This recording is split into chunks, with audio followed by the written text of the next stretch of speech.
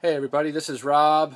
I'm just doing a video response back to how to load a paramotor. I have a different brand than a flat top that James has, so I thought I would just show you what I've been doing, and I came up with some good ideas tonight after working on my daughter's American Girl house. You can see there, that's our project. It's a pretty big dollhouse, 4 foot wide, 6 foot tall.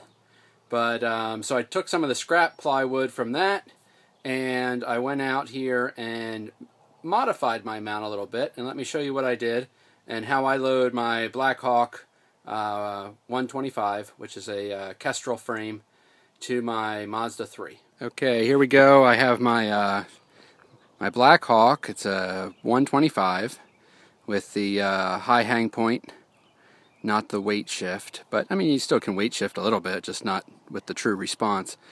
And this is the Kestrel frame. So here I have a Mazda 3. It's a little 4-door, my great little car in my Penn State blue. And what I did is I put on a hitch and a cargo rack. Now that's great because I can strap down my paramotor. And what I did is I took some of the scrap wood that we had and I kind of made this frame that the legs sit in. Now you can see here I have these straps and I run them through right here, which is the bottom part of the frame. We have this double section here that joins the upper half with the motor to the lower half with the fuel tank.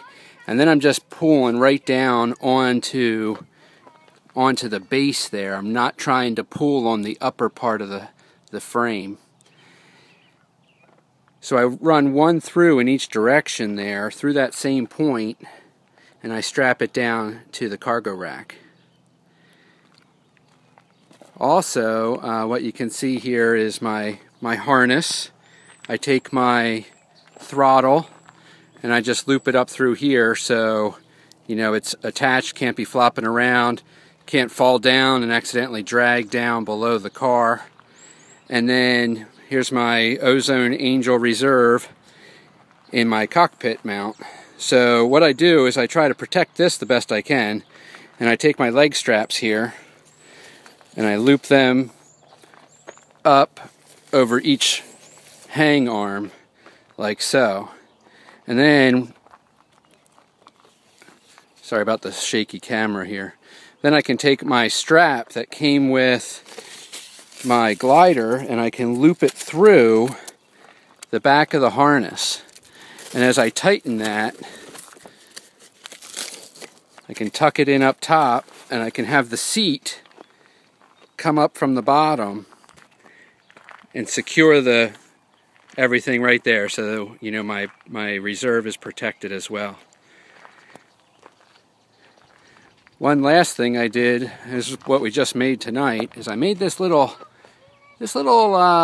stand. Basically what I noticed is that my motor, you know, is supported basically right there by those rubber mounts, top and bottom. And you're going down the road, and while everything's secure to the cargo rack, you know, you don't want extra movement to happen. We would put extra stress on your motor mounts. So what I did is kind of made like a little transom support, and we can pop this out here real quick. But took some plywood, I notched it for the strap and a pull noodle, and had to stick to my green colors, match my Electra glider.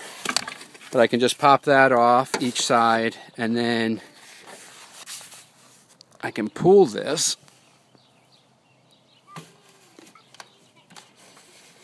Takes a little bit of force, but not much. But you can see here what we have. Let me set it down. You know, I made a nice little bracket. Those two notches hold the strap. And then I beveled the bottom just to help it get in and out a lot easier. And I cut it so it's enough that it gives the gearbox support, you know, but not too much. You don't want it pressing up there and it cause another problem. And so when I get all that in there, I load my glider in my back seat and I go to the flying field. So tomorrow morning we'll be going out to Van Sant and I will hopefully have a good video of some real nice air tomorrow. But that's how I load my paramotor, right on the back of my Mazda. And we gotta always listen to Snoopy. And let's go flying.